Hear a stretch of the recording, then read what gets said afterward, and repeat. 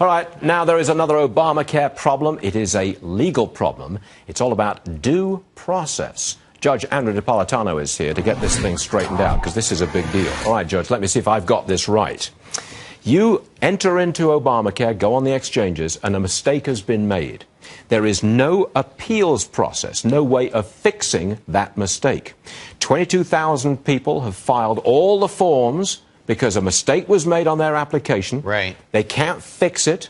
Those forms have been scanned into a computer. They're sitting there because there is no back end established for dealing with appeals. And that's a due process problem. The Constitution requires the government to treat everybody who comes in contact with it, from a person charged with a crime to the President of the United States, from a janitor to a person making an application for a federal benefit, with fairness, with fundamental fairness, with procedural fairness, and with substantive fairness. That means if the government makes a mistake, and instead of giving you the correct address, gives you the wrong address, or the incorrect as a digit wrong on your Social Security number, or your birth date wrong, and you make every reasonable effort to correct that, and they reject your correction, and then you appeal their rejection, and they do nothing, they are not treating you with fairness. Now, how can they get away with it?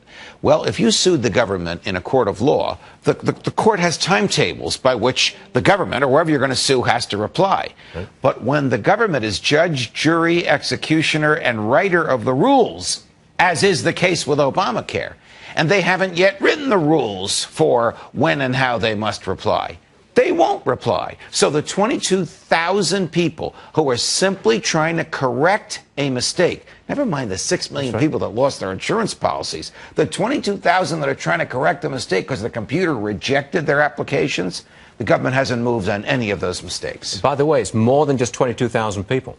That's only the people who filled out a 7-page form appealing the wrongful information. Yes, there are others who have attempted by more normal means, like just to go back to the form and change the wrong date, and the computer won't let them do it. And there are thousands of people, an unknown number of people, who called and who were then referred, and they were told, there's people who called up and said, fix this mistake, please, fix this mistake.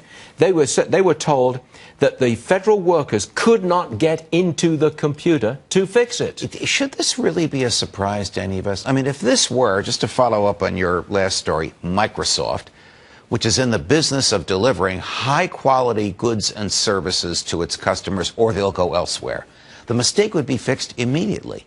But when it is the government, which considers people making an application for a benefit a burden, not a client, the government, which has no competition, the government, which has no incentive to treat these people well, they sit in a box waiting for somebody to decide when it's time to reply. If I sue, can I get any money for damages?